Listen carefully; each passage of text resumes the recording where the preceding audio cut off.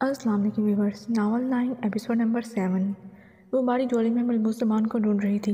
वो सामने बैठा सबा से बातें कर रहा था। दिलकश ने इशारे से उसको पास बुलाया था। वो उठकर पास आया। क्या हुआ? दिलकश को परेशान देखकर ज़मान ने पूछा।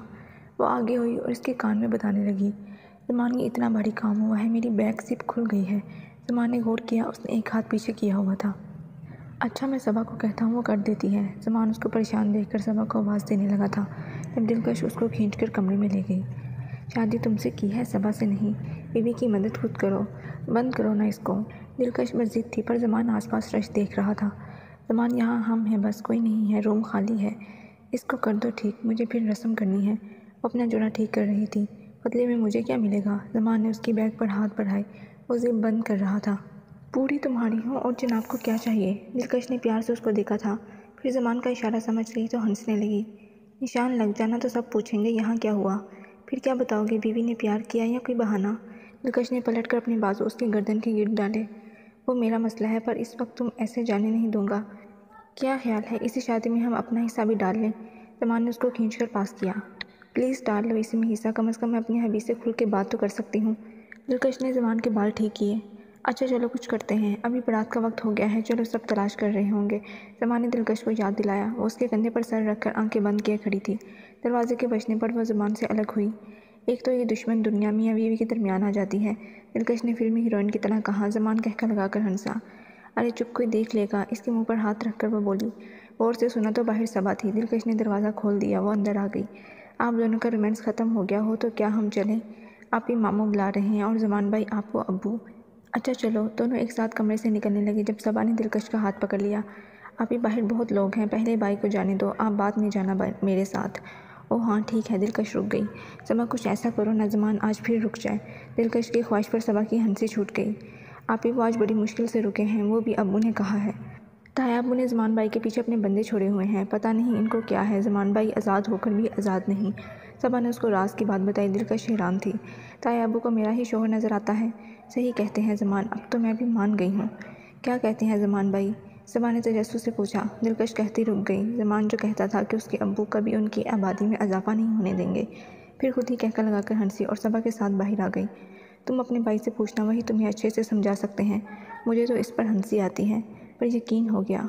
दिलकश सबा के साथ बाकी लोगों की तरफ चली गई। बारात की तैयारी हो गई थी। सभी लोग अपनी अपनी गाड़ियों में बैठ गए थे। मलिक ताहिर और रुबीना के साथ मलिक अनायत, सबा, दिलकश और उनकी कुछ कज़न ने ज़मान के साथ जाना था।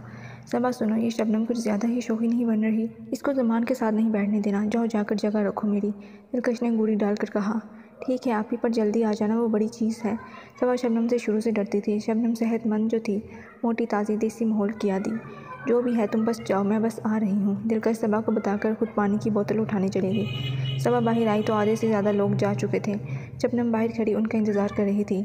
सबा, दिलकश को ले आओ, मुझे भूख लगी है। बारात का खाना खुलकर ख़त्म हो जाना तो तुम्हारी खैर नहीं होगी। शबनम ने अपनी सेहत का राज बता दिया।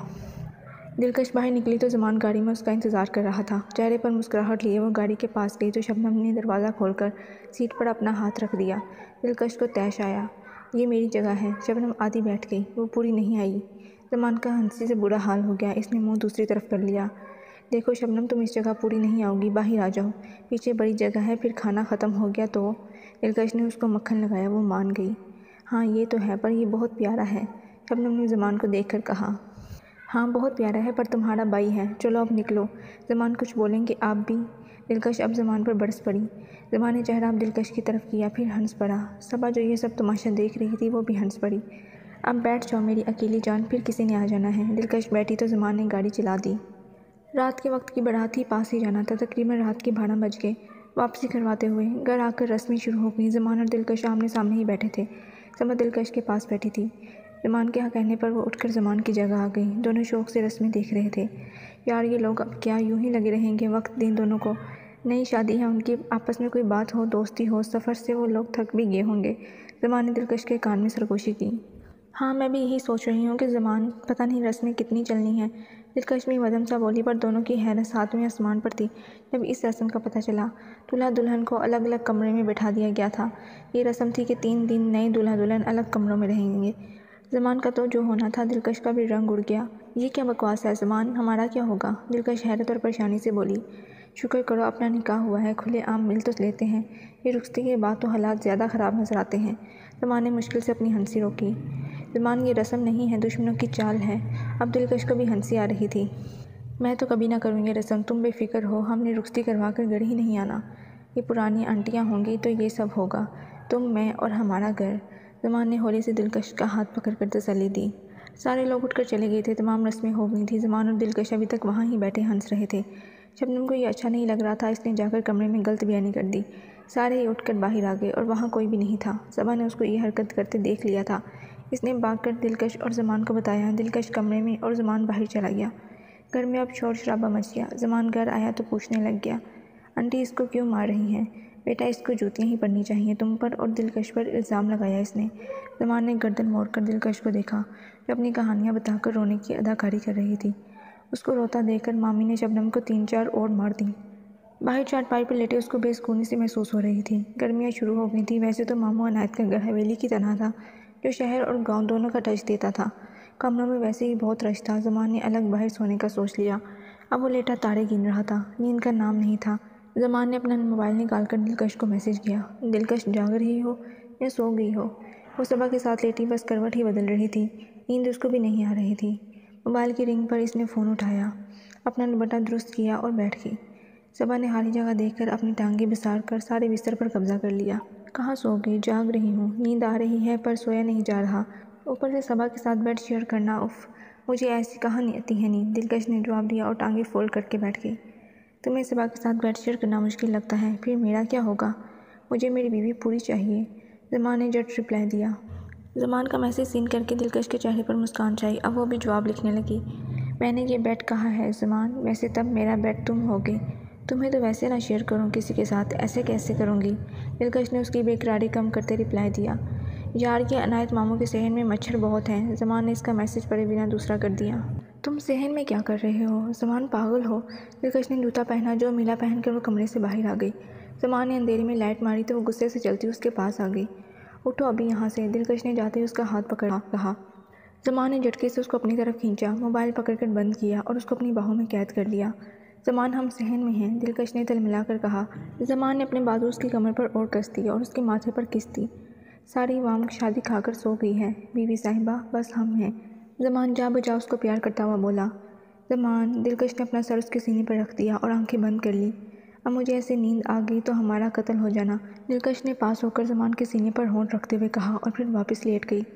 سنو دلکش، وہ ویسے ہی سو گئی تھی۔ زمان نے دھیان سے اس کو اٹھایا اور اپنی چادر اس پر ڈال کر دلکش کو چھت پر لے گیا۔ زمان کہاں ہے؟ ملک شہزاد نے آنکھیں نکال کر اپنی بیوی کی طرف دیکھا۔ آپ کو ہی بتا کر جاتا ہے، مجھے کیا پتا؟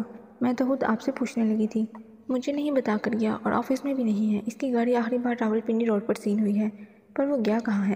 ہمارا تو ادھر کوئی نہیں۔ ملک شہزاد فون پر انگلیاں گھما کر سوچ میں پڑ گیا۔ ہو سکتا ہے اس کو کوئی کام ہو، فون کر لیں۔ ہاں 2-4 بار کر چکا ہوں، پک نہیں کر رہا۔ ملک شہزاد کو اپنے بیٹے کی فکر تھی یا 2 کروڑ کی؟ سلیمہ ہر گزرتے دن کو گن رہی تھی۔ اب اس کو عائشہ کی باتوں پر یقین ہو گیا تھا، ضرور زمان کا کسی کے ساتھ کوئی چکر چل رہا ہے۔ دونوں ماں بیٹی بہت چلاک تھیں۔ عائشہ اگر زمان کا کسی اور کے ساتھ چکر ہے تو ہمارا فائدہ نہیں، وہ عقل مزاج ہے، ورنہ مرد قابو کرنا اتنا بھی مشکل نہیں ہے تو میرا ہی ہون۔ اے سی والے کمرے میں کمبل تان کر لیٹی سلیمہ نئی سازش بنا رہی تھی۔ ایک تو میں امی امی کہہ کر تھک گئی ہوں، اچھا خاصا اپنے گھر ماما کہتی تھی، آپ نے کہا امی کہو، زمان کے دل میں جگہ بناؤ، مشرقی بنو، یہ کرو وہ کرو، وہ مجھے اپنے کمرے میں نہیں آنے دیتا، آپ شادی کا راگ الاپ رہی ہیں۔ نیل پالش لگا کر پھونک مارتی عائشہ ناک چڑھا کر بولی، ہاں چلو اب نہیں روکتی، جو مرضی کرو، یہ پتہ تو کرو زمان کا چکر کس کے ساتھ ہے؟ دلکش کو چاہتا ہے وہ، ہر وہ چیز جو مجھے اچھی لگتی ہے وہ لے جاتی تھی، اب تو مرد بھی لے گئی، زمان پاگل ہے اس کے پیچھے، اس میں کوئی غلط فہمی کوئی لڑائی بھی نہیں ڈال سکتا، عائشہ نے جل کر کہا۔ پر سلیمہ کو چال مل گئی تھی، تیرا وہ کزن ہے نا نومی، اس کو دو دلکش کا نمبر۔ کیا ہو گیا ہے؟ وہ بہت گھٹیا ہے، آپ جانتی تو ہیں، پھپھو کے سب لڑکے وہ کتنے آوارہ ہیں، دلکش جیسی بھی ہے اب اتنی بڑی بھی نہیں کہ ہم نومی جیسا گنڈا اس کے پیچھے لگا دیں، عائشہ پہلی بار دل سے بولی تھی۔ ارے کچھ نہیں کرے گا وہ، دلکش کو بس تنگ کرے گا، زمان کے دل سے اتر گئی تو ہمارا کام بن جانا، 2 کروڑ اس کے نام ہیں، پھر زمین ساری عیش کرے گی تو۔ سلیمہ نے پلان بنا کر اس کو ملا لیا۔ نومی بڑا کتا ہے، پیسے کون دے گا؟ عائشہ نے سوچا، ملک شہزاد دے گا اور کون دے گا؟ دونوں ماں بیٹی ہنس پڑی۔ ایک بات بتائیں، آپ لوگ ستیلے تو نہیں؟ کوئی دلی ہمدردی پیار نہیں، بس روپیہ چاہتے ہو۔ عائشہ کو تجسس سا ہوا۔ ہاں سوتیلے ہیں، بڑی مشکل سے اس طاہر اور شہزاد کو الگ کیا میں نے۔ جان دیتے تھے دونوں بھائی ایک دوسرے پر۔ میں نے وہ آگ لگائی، ابھی تک مچ رہی ہے۔ تیری ماں کوئی کچا کام نہیں کرتی، سلیمہ نے کہکا لگایا۔